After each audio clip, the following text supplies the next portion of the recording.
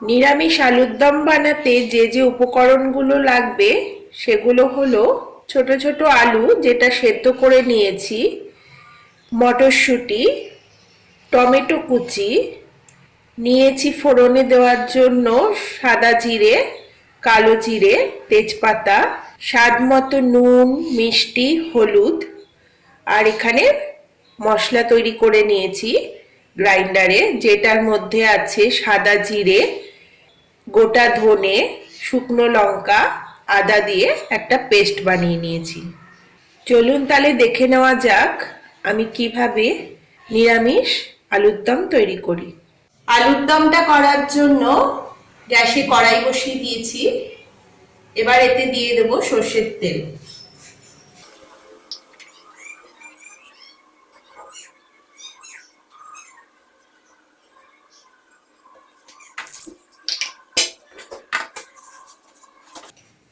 তেলটা গরম হয়ে গেছে, এবার এতে দিয়ে দেব সামান্য সাদা জিরে, দিয়ে দেব সামান্য কালো জিরে, আর দুটো তেজপাতা ছিঁড়ে নিয়েছি, এই দুটো ফোড়নে দিয়ে দেব। এবার আলুগুলো ভেজে নেব।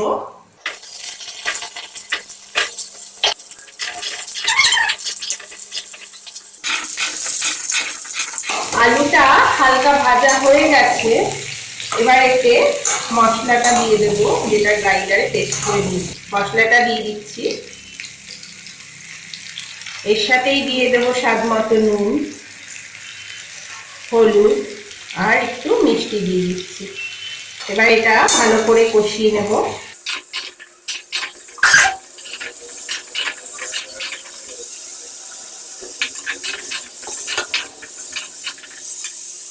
এবার এর মধ্যে মটরশুঁটিটা দিয়ে দেব। 2-3 মিনিট কষানোর পরে টমেটো কুচিটা অ্যাড করব।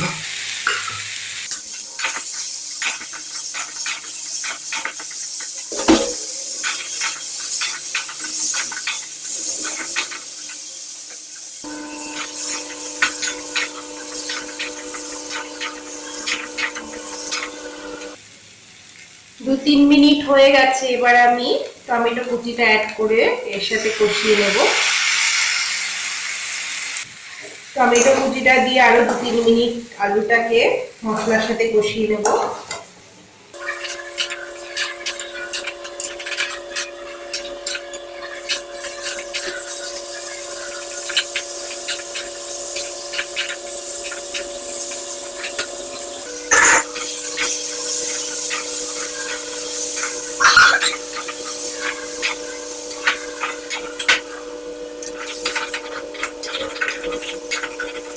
দু 3 মিনিট কষানো হয়ে গেছে, এবার এতে গরম জল করে রেখেছি, এটা দিয়ে দেব।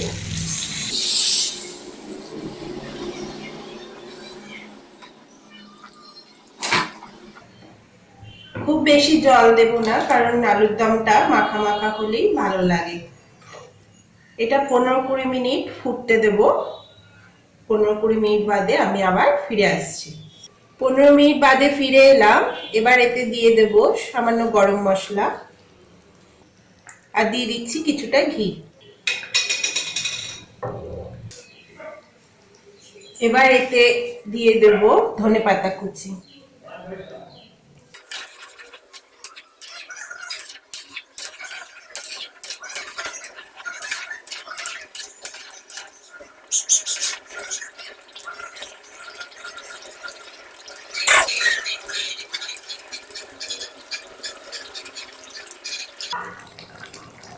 আলুর দমটা রেডি হয়ে গেছে, এবার এটা অন্য একটা পাত্রে নামিয়ে নিচ্ছি। নিরামিষ আলুর দমটা রেডি হয়ে গেছে। খুব অল্প পরিমাণ উপকরণ দিয়ে কত সুন্দর একটা সুস্বাদু খাবার তৈরি হয়ে গেল। এটা রুটি পরোটা দিয়ে খেলে দারুণ লাগবে।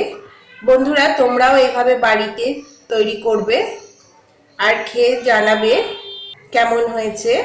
তোমাদের আমার এই রান্নাটা যদি ভালো লেগে থাকে তাহলে প্লিজ লাইক করো, শেয়ার করো, সাবস্ক্রাইব করো। ধন্যবাদ।